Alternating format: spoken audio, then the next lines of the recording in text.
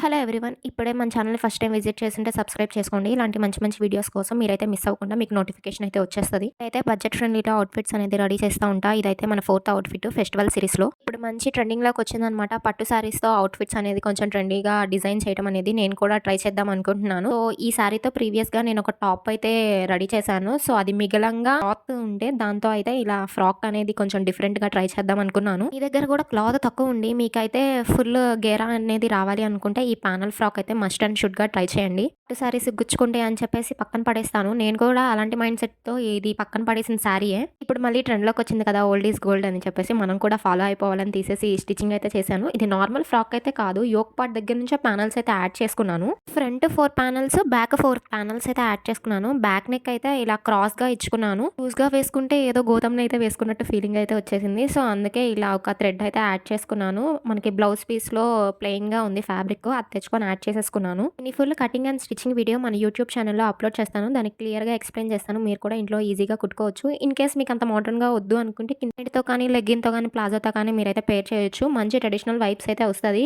In case మీరు ఒక చున్నీ అనేది యాడ్ చేసినా గానీ ఇంకా మంచిగా మీరు లుక్ అనేది ఎలివేట్ అయితది. టెంపుల్స్ కానీ, ఎక్కడికన్నా వెళ్ళటానికి అకేషనల్ వేర్ అయితే. డ్రెస్ అయితే ఫ్రంట్ నుంచి చూడటానికి టాప్ లెక్కనే ఉంటది. సైడ్స్‌లో గేరా అనేది ఉంటది. ఈ డ్రెస్ మీకెలా అనిపించిందో కామెంట్ చేయండి. మళ్ళీ కలుద్దాం ఇంకో కొత్త వీడియోతో.